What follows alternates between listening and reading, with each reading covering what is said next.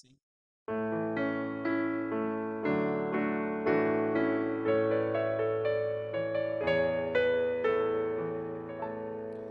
Muito boa noite, meu irmão, minha irmã. Seja muito bem-vindo à Escola Bíblica Dominical da Igreja Presbiteriana de Niterói, realizada presencialmente logo após o culto matutino e transmitida online às 18 horas. Seja muito bem-vindo, que Deus muito abençoe a sua vida. Hoje nós teremos como nosso professor o presbítero Carlos Eduardo e falaremos a respeito do milagre de Jesus na vida daqueles que nele confiam, do Jesus redivivo, do Jesus que venceu a morte. É por isso que nesse momento devocional, nesse momento de abertura, eu quero te convidar a cantar junto comigo o hino de número 272 do Inário Novo Cântico, o hino que fala a respeito da ressurreição de Jesus, no qual nós glorificamos Jesus pela sua vitória sobre a morte. Cante junto comigo, louvemos ao Senhor.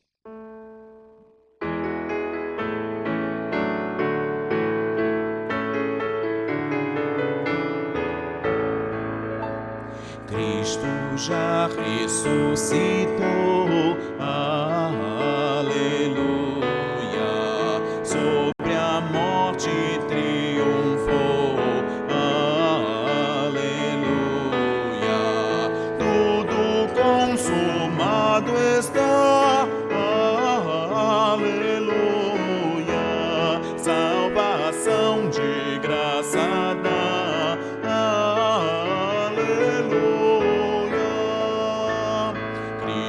sobre a cruz sofreu, aleluia,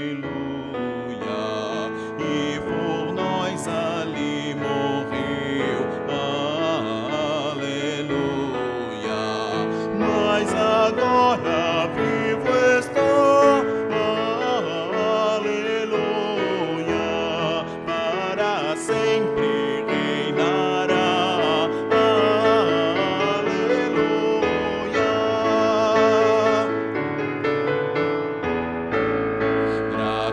hinos hoje rei, aleluia, a Jesus o grande rei, aleluia, ressurgiu, é vencedor, aleluia, toda a glória ao Redentor,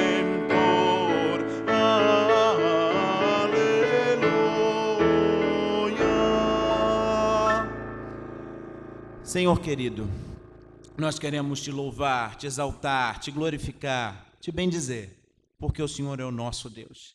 E em Cristo Jesus, o ressurreto, o nosso Senhor, o nosso Salvador, o nosso bom pastor, aquele que nos ama, está presente neste lugar, por meio de teu Santo Espírito que em nós habita. Nós te imploramos por misericórdia, sabedoria, discernimento e que a tua palavra, que é viva e eficaz, agora faça morada em nosso coração. Obrigado pela vida de teu servo Carlos Eduardo, que ele seja rico e abundantemente abençoado e abençoador, na medida que transmite aquilo que aprendeu do Senhor, para que os nossos corações também sejam edificados. E mais uma vez a tua glória seja manifesta, que mais uma vez o teu povo seja conduzido a Jesus o Redentor e que mais uma vez haja salvação em nosso meio, porque a tua palavra, ela realmente é a verdade que nos mostra que Jesus Cristo é o Salvador. Em nome dele que nós oramos. Amém e amém.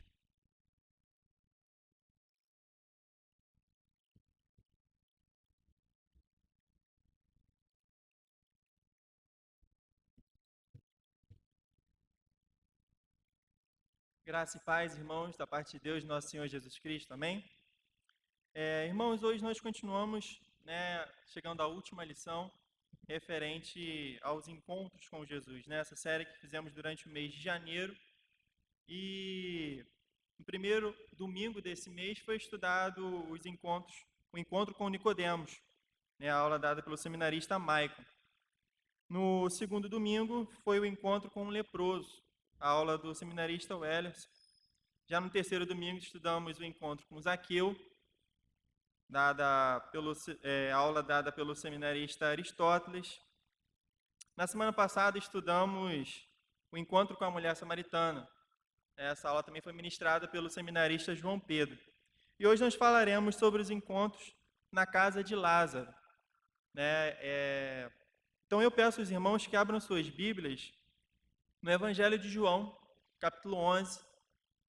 É um capítulo bem extenso, mas será esse o capítulo que nós trataremos hoje e leremos ao longo dessa aula. Peço aos irmãos então que abram em João, o Evangelho de João, capítulo 11, para podermos fazer essa leitura que trata-se da ressurreição de Lázaro, né?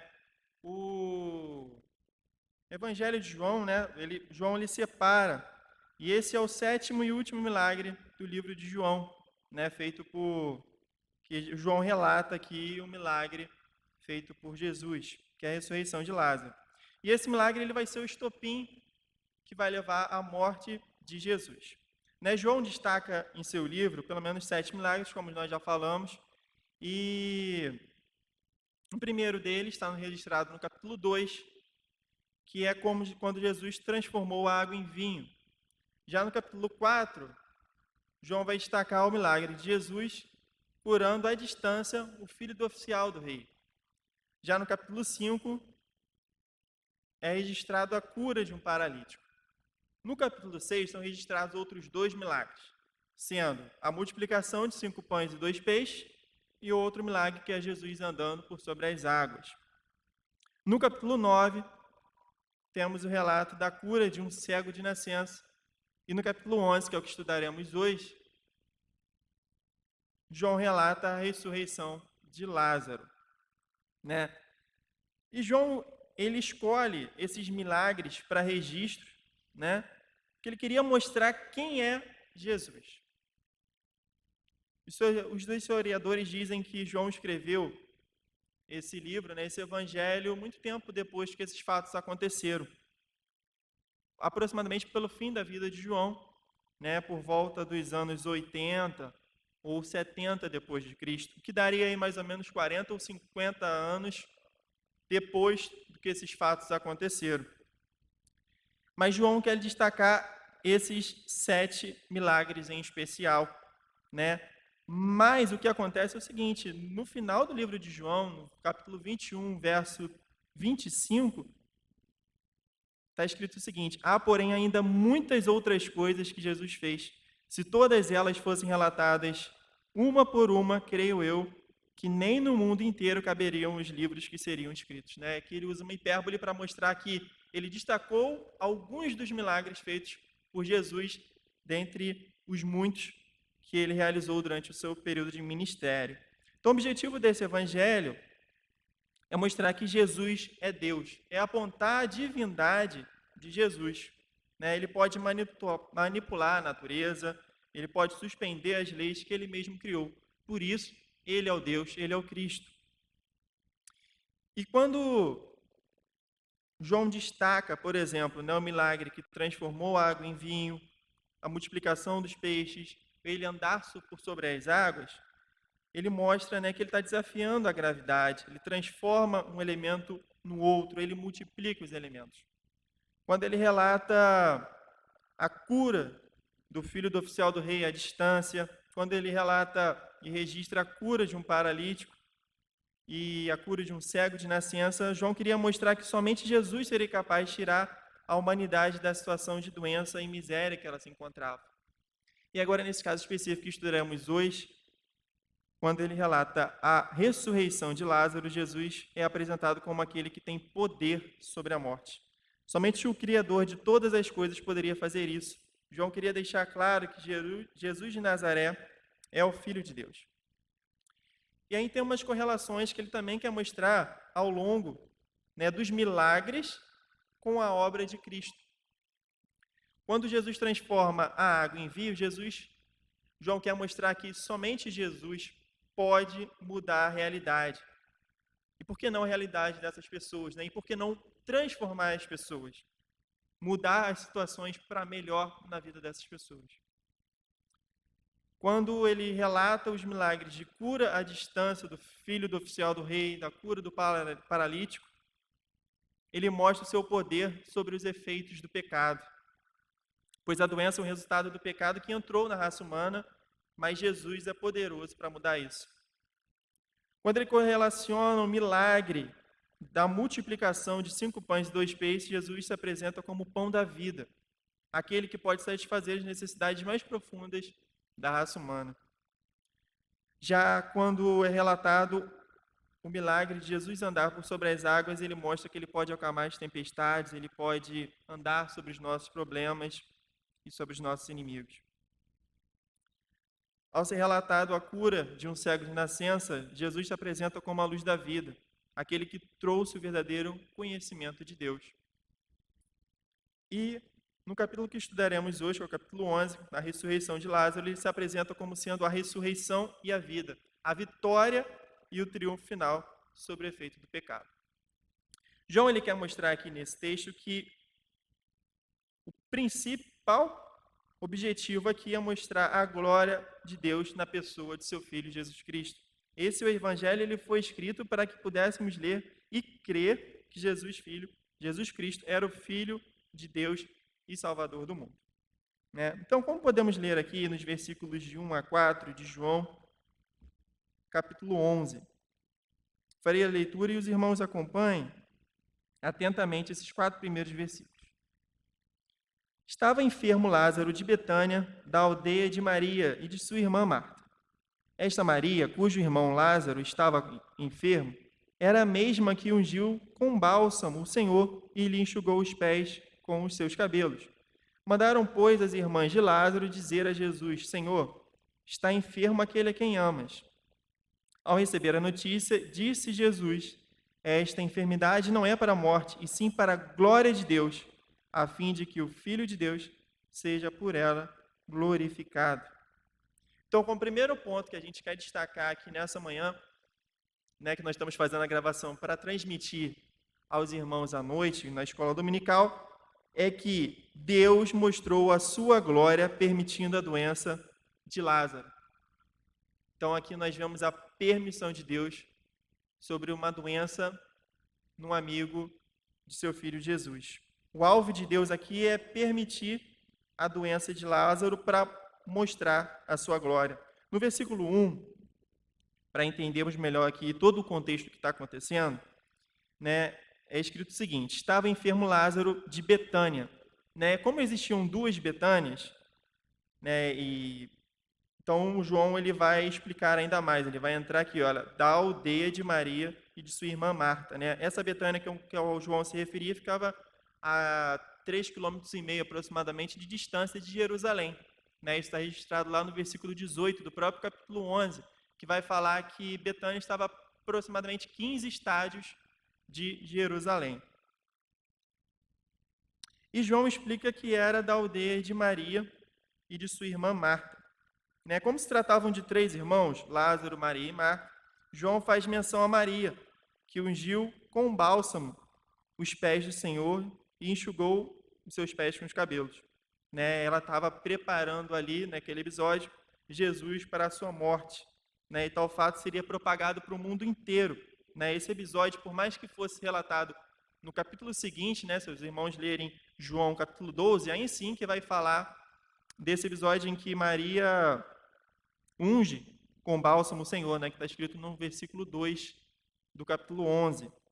Mas esse também é um episódio que é relatado nos livros de Mateus, capítulo 26, de 6 a 13, e Marcos, 14, de 3 a 9. E os irmãos podem perceber nesses 2 evangelhos que eu acabei de relatar, em que nos últimos versículos é falado que esse fato seria propagado para o mundo inteiro. Então, desses 3 irmãos, a mais famosa seria Maria, em que ungiu os pés de Jesus e secou com seus cabelos. E nesse mesmo inteirinho aqui, nós podemos ver também Judas, que inclusive repreende Maria quando ela faz isso e disse que esse dinheiro, desse perfume, poderia ajudar os pobres, mas na verdade ela estava querendo ter esse dinheiro na bolsa para desvio de finalidade, como propina, coisas que são tão usualmente conhecidas por nós, infelizmente, mas que já havia desde a época de Judas, né? É relatado aqui no texto que, se os irmãos lerem o João, capítulo 12, né, que esse bálsamo que foi ungido aos pés de Jesus valia aproximadamente 300 denários. E sabemos que cada denário equivale a aproximadamente um dia de um trabalhador, né? Pagava um dia de um trabalhador. Então, nós estamos falando aí de um perfume de nardo puro que, se fosse vendido aos pobres, né, como Judas falou, aí seria mais ou menos algo que pagasse em torno de 300 dias de trabalho, né? Poderia ajudar muita gente, mas Jesus o repreende porque ele sabe a intenção do coração de Judas, que não era aquela. Era uma intenção impura. E aí Jesus fala, não, aos pobres você sempre vai ter aqui, mas eu estou partindo. Jesus sabia que a hora de sua morte se aproximava. E Jesus estava na região da Pérea, aproximadamente 40 quilômetros de distância, do outro lado do Jordão, o que equivalia aí a um dia de viagem da onde Lázaro e suas irmãs estavam. Quando Lázaro ficou doente, foi enviado um mensageiro. A gente pode ver aqui no versículo 3, que acabamos de ler, que mandaram, pois, as irmãs de Lázaro dizer a Jesus, ou seja, deve ter sido enviado, pelo que o texto fala, um mensageiro a Jesus. Naquela época não existia o WhatsApp, ou enfim, algum meio social para que pudesse chegar uma mensagem tão rápida. Então, foi enviado um mensageiro que estava aproximadamente um dia de viagem da onde Lázaro estava, para encontrar Jesus e lhe informar que Lázaro tinha ficado doente. E o texto diz, está enfermo aquele a quem amas. Jesus tinha uma amizade próxima com a família e com esses 3 irmãos, que tinham acolhido tanto ele quanto todos os seus discípulos. E Deus manifesta a sua glória no meio do sofrimento do seu povo. Ele dá a oportunidade para manifestar a nossa fé, assim como fez as irmãs de Lázaro. E aí vem uma pergunta que nós temos sempre que fazer quando nós vemos essa situação, de que maneira Deus será glorificado no meu sofrimento, na minha dor, na minha angústia, na minha aflição? De que maneira posso ser um instrumento para mostrar quem é Deus no meio de tanta aflição? Precisamos nos perguntar mais isso e murmurarmos, reclamarmos menos. Se assim fizéssemos, passaríamos melhor por um período de sofrimento. Porque aqui essa palavra mostra que Deus manifesta a sua glória no meio do sofrimento de seu povo. Como segundo ponto, nós continuamos a leitura nos versos 5 a 16. Ora, amava Jesus a Marta e a sua irmã e a Lázaro. Quando, pois, soube que Lázaro estava doente, ainda se demorou 2 dias no lugar onde estava. Depois disse aos seus discípulos, vamos outra vez para a Judéia. Disseram-lhe os discípulos, mestre, ainda agora os judeus procuravam apedrejar-te, e voltas para lá? Respondeu Jesus, não são 12 as horas do dia? Se alguém andar de dia, não tropeça, porque vê a luz deste mundo. Mas, se andar de noite, tropeça, porque nele não há luz. Isto dizia, e depois lhe acrescentou, nosso amigo Lázaro adormeceu, mas vou para despertá-lo. Disseram-lhe, pois, os discípulos, Senhor, se dorme, estará salvo. Jesus, porém, falara com respeito à morte de Lázaro, mas eles supunham que tivesse falado do repouso do sono. Então, Jesus lhes disse claramente, Lázaro morreu. E por vossa causa me alegro de que lá não estivesse, para que possais crer, mas vamos ter com ele. Então Tomé, chamado Dídimo, disse aos condiscípulos, vamos também nós para morrermos com ele. Então, nesse segundo ponto aqui, nós queremos destacar o seguinte, que Deus mostrou a sua glória quando Jesus se demora em atender a solicitação. Jesus aqui, ele estava aguardando a morte de Lázaro, que se passasse os 3 dias para que pudesse, de fato, Lázaro de fato morreu, já está lá morto. Jesus ele mostra essa glória ficando no mesmo lugar, esperando que a situação ficasse pior. Quanto pior a situação, maior é a glória de Deus. Quanto mais difícil, mais o seu poder será demonstrado. Não era a hora de ir. Isso é um pouco difícil para nós, né, entendermos como que podia Jesus, sabendo do sofrimento de um amigo próximo e de sua família, porque as suas irmãs Marta e Maria estavam sofrendo aquela angústia, aquela dor. E é bem provável de que quando o mensageiro saiu para falar com Jesus naquele mesmo dia, Lázaro morreu. Porque aproximadamente um dia de viagem eles encontraram Jesus e relatou para ele o que havia acontecido. 2 dias Jesus ficou para lá e mais um dia ele fez a viagem para encontrar onde tinha Lázaro. Por isso que nós vamos ver aqui mais à frente que ele demorou 4 dias. No versículo 17 vai dizer: chegando Jesus, encontrou Lázaro já sepultado havia 4 dias. E eu falei que isso é difícil de nós entendermos, porque imagine o seguinte cenário: um pai vendo, né, que seu filho está padecendo, mas não, espera ele ficar pior, espera ele ficar, né, mais debilitado, e aí a gente corre para o hospital e a gente vê. Mas Jesus sabia, como nós lemos aqui no versículo 4, que essa enfermidade não era para a morte, sim para glorificar a Deus.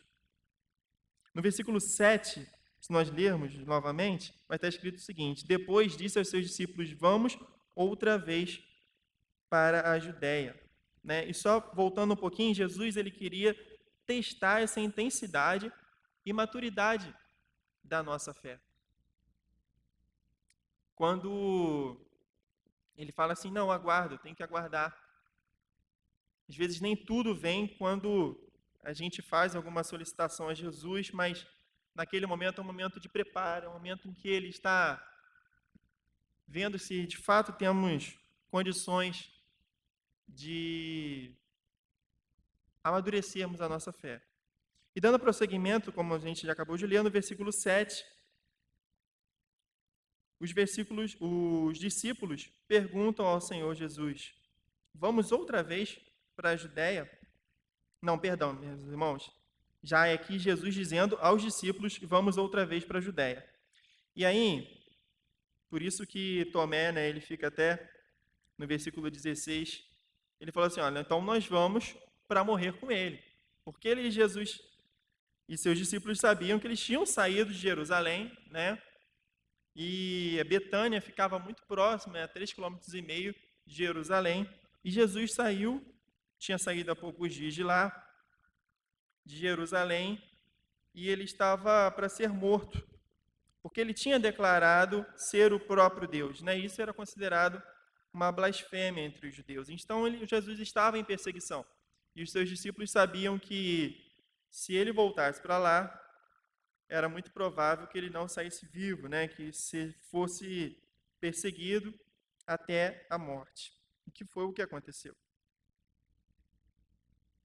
E aí nos versos 8, 9, 10, que nós lemos, Jesus, quando responde, né, e fala aos discípulos, porque ele é indagado no versículo 8, pelos discípulos dizendo, mestre, ainda agora os judeus procuravam apedrejar-te, e voltarás para lá? E aí Jesus, nos versículos 9 e 10, responde, não são 12 as horas do dia? Se alguém andar de dia, não tropeça, porque vê a luz deste mundo, mas se antes andar de noite, tropeça, porque nele não há luz. Jesus queria dizer aos discípulos aqui que a hora dele ainda não havia chegado. Ele sabia que tudo isso fazia parte de um grande propósito, de um grande plano de Deus. Ele sabia que ao voltar para a Betânia, que ficava perto de Jerusalém, ele seria perseguido e isso levaria à sua morte. Mas ele quer deixar claro aqui para os discípulos que enquanto não chega a hora da sua morte, ele diz que ele tem que fazer e tem que cumprir a vontade do Pai. Lázaro, ele era um amigo de todo esse grupo apostólico, né? E só fazendo adendo aqui, meus irmãos, esse Lázaro que conta essa história, ele é diferente, tá?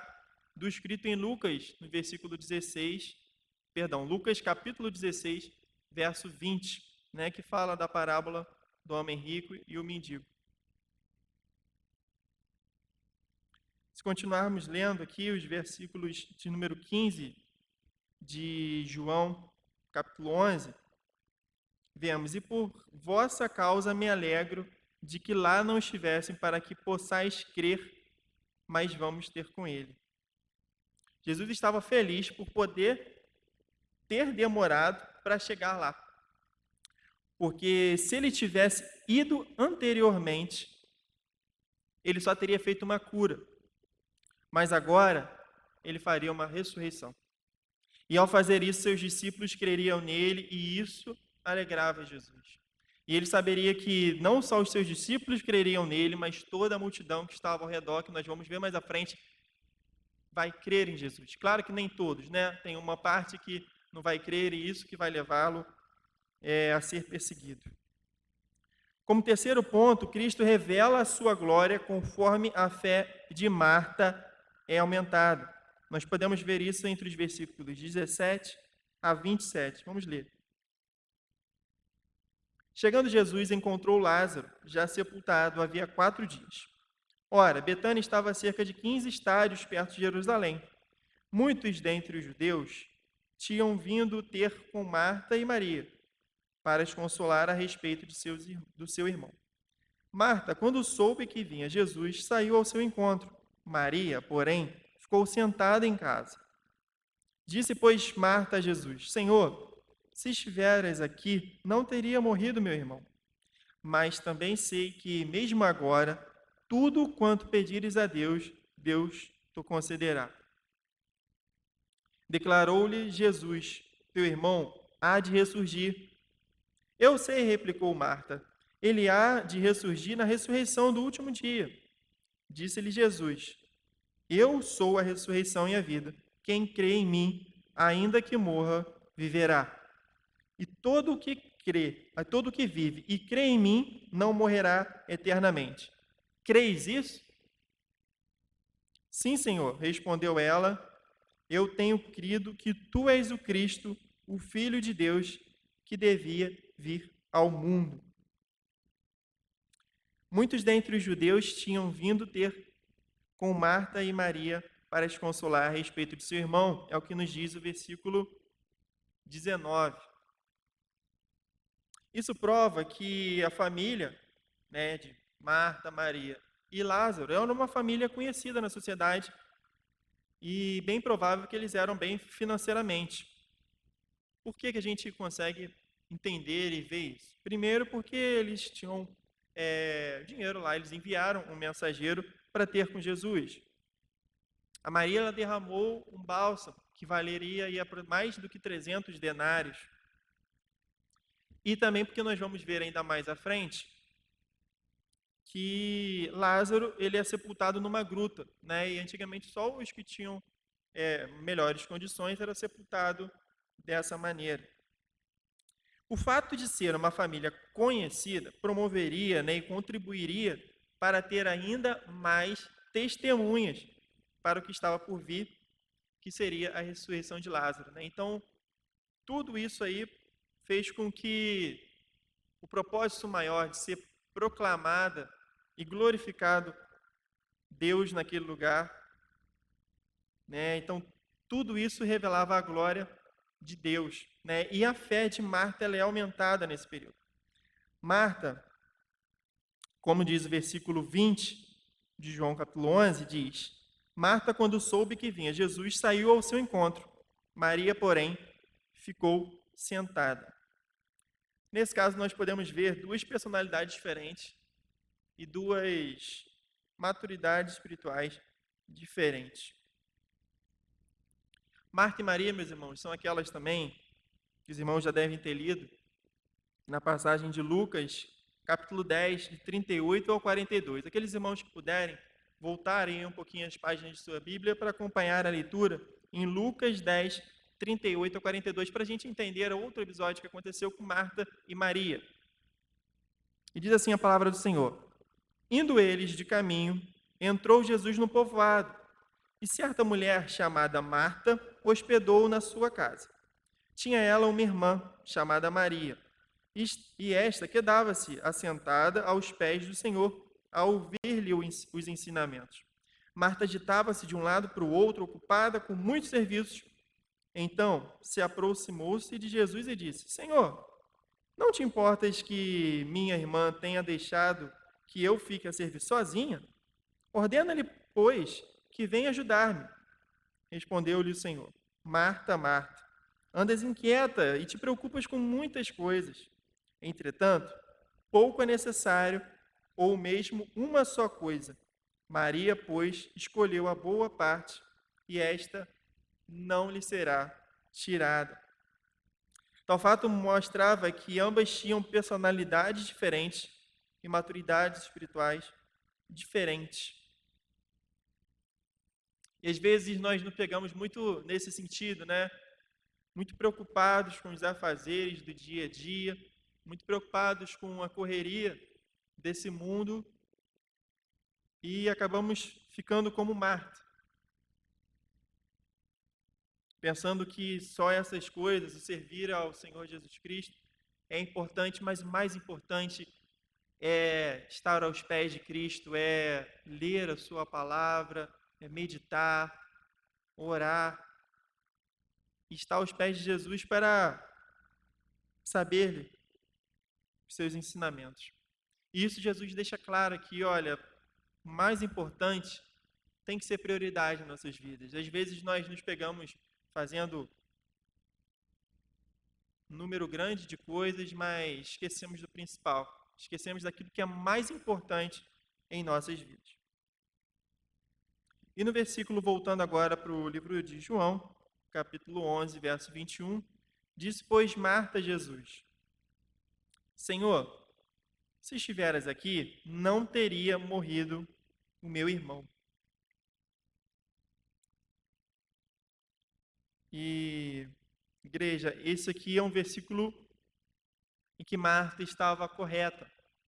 Porque um fato interessante que demonstra aqui nessa fala de Marta é que nos evangelhos ninguém morre na presença de Jesus. Nos 4 evangelhos, ninguém fica morto na presença de Jesus. Quando alguém morre, Jesus ressuscita.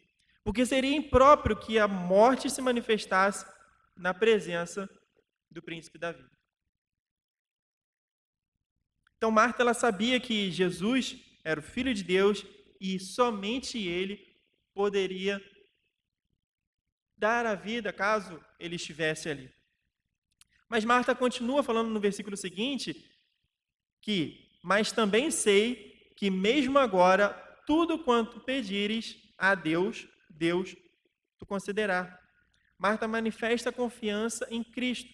Ela sabia quem era Jesus e que tinha visto os seus milagres. Ela sabia que ele era o Filho de Deus. Mais adiante, no entanto, Marta, ela replica, Jesus, falando no versículo 24, eu sei, replicou Marta, que ele há de ressurgir na ressurreição do último dia. Jesus explica que ele é a causa da ressurreição e todo aquele que vive e crê nele não morrerá eternamente. Marta confirma que crê em Jesus quando ela disse no versículo 27, sim, Senhor, respondeu ela, eu tenho crido que tu és o Cristo, o Filho de Deus que deveria vir ao mundo. Então, mais uma vez aqui, a fé de Marta é aumentada e ela faz uma confissão nesse versículo 27, semelhante à confissão de Pedro, em Mateus 16, versículo 16. Como quarto ponto dessa lição de hoje, nós podemos ver que a revelação da plena humanidade do nosso Senhor Jesus Cristo. Dos versículos 28 ao 38. Irmãos, acompanhem a leitura. Tendo dito isto, retirou-se e chamou Maria, sua irmã, e lhe disse em particular, o mestre chegou e te chama. Ela, ouvindo isto, levantou-se depressa e foi ter com ele, pois Jesus ainda não tinha entrado na aldeia, mas permanecia onde Marta se avistara com ele. Os judeus que estavam com Maria em casa e a consolavam, vendo-a levantar, levantaram-se depressa e saíram. seguiram-na, supondo que ela ia ao túmulo para chorar.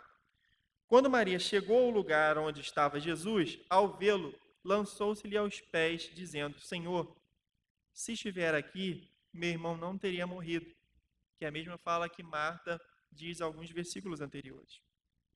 Muito provavelmente elas tenham conversado e elas tenham chegado a esse mesmo senso comum. Se Jesus estivesse ali, o irmão delas não teria morrido. Jesus, vendo-a chorar, e bem assim os judeus que a acompanhavam, adiçou-se no espírito e comoveu-se. E perguntou: onde o sepultaste? Eles responderam: Senhor, vem e vê. Jesus chorou. Então disseram os judeus: vede quanto amava. Mas alguns objetaram: não podia ele, que abriu os olhos ao cego, fazer que este não morresse? Bem, meus irmãos, nesse trecho que nós lemos até aqui, nós podemos ver a revelação da plena humanidade de Jesus. Esse versículo 35, né, que é o menor versículo da Bíblia, ele é o mais curto, mas é o mais cheio de significado, que aponta para a plena humanidade de Jesus. Aquele que era verdadeiro Deus e, ao mesmo tempo, o verdadeiro homem. Ele podia sentir, ele podia chorar a falta do seu amigo Lázaro. Ele podia experimentar a dor das irmãs, a dor da perda, porque ele era 100% Deus, mas ele era 100% homem. Então não tinha como nenhuma pessoa chegar e falar: o Senhor não conhece o que é a dor da perda, o que é a dor do sofrimento. E nós estamos passando esse ano, né, de 2020 e 2021, um ano muito difícil, em que muitas pessoas perderam amigos, parentes, seus pais, seus filhos. Mas esse Jesus ao qual nós adoramos, a quem nós servimos, ele sabia, ele sofreu na pele, era 100% homem, 100% Deus, e ele sabia, e ele sabe o que é experimentar a dor da perda. Isso mostrava a sua compaixão, o amor e a preocupação com os seus. Então, esses versículos ele vai relatar de uma forma muito clara que Jesus, ele era 100% homem e 100% Deus. Ele era o verdadeiro Deus e o verdadeiro homem. E só ele pôde experimentar isso. Então, meus irmãos, ele sabe quando nós estamos aflitos, ele sabe aqueles que choram a morte dos seus. Mas ele está ali para consolar. Como quinto ponto, nós podemos ler lá nos versículos 38 a 46, a manifestação da glória de Deus por meio da ressurreição de Lázaro. Acompanhem comigo, irmãos, as leituras do 38 em diante. Jesus, agitando-se novamente em si mesmo, encaminhou-se para o túmulo. Era este uma gruta, e cuja entrada tinha posto uma pedra. Então, ordenou Jesus: tirai a pedra. Disse-lhe Marta, irmã do morto: Senhor, já cheira mal, porque já é de 4 dias.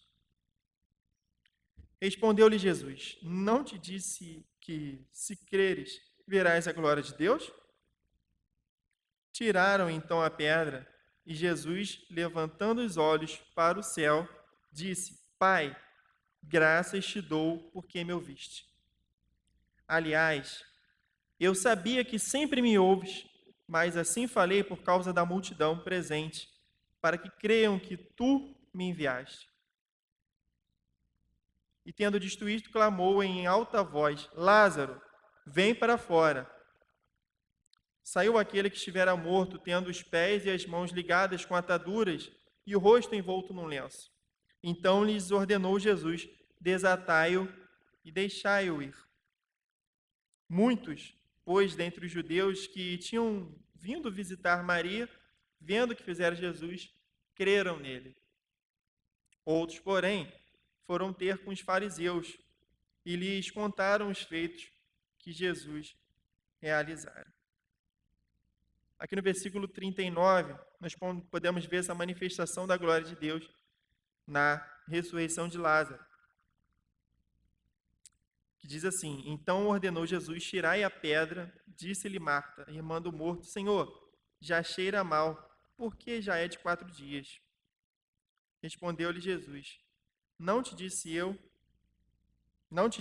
que, se creres, verás a glória de Deus? E aí nós podemos ver a alternância da vida. Marta acabava de ter dito, né, de ter confessado, ter feito uma confissão de fé no versículo 27, e agora ela já pestanejava na fé. Nós devemos seguir para termos maturidade e equilíbrio espiritual em nossas vidas. Seguirmos com o fruto do Espírito: mansidão, domínio próprio, temperança. Nos versículos 41 e 42 dizem: Tiraram então a pedra, e Jesus, levantando os olhos para o céu, disse: Pai, graças te dou, porque me ouviste. Aliás, eu sabia que sempre me ouves, mas assim falei por causa da multidão presente, para que creiam que tu me enviaste. Jesus aqui nesse trecho, meus irmãos, ele deixa claro que o poder do Pai que age através e por meio dele, pois ambos são um. E para que tudo isso pudesse ocorrer para a glória e para que Deus pudesse ser glorificado, para que o plano de Deus aconteça. Outro ponto importante que nós vemos aqui nesse trecho que nós lemos é que o que cabia aos humanos ali presentes, cabia aos homens, Deus deixou ele fazer. O que cabia a Deus, o que cabia a Jesus, isso ele lhe fez. Né? Quando Jesus fala, tira a pedra. Quando Jesus fala, desatai-o, tire os lenços, deixa Lázaro ir. Isso cabia aos que estavam ali, cabia a nós. Então, outro ensinamento que nós aprendemos é fazermos a nossa parte. Às vezes nós suplicamos a Deus, pedimos a Ele, mas ficamos sentados e não fazemos a nossa parte. Então, o que cabe a nós, nós temos que fazer. É orar e vigiar. Então, devemos assim fazê-lo.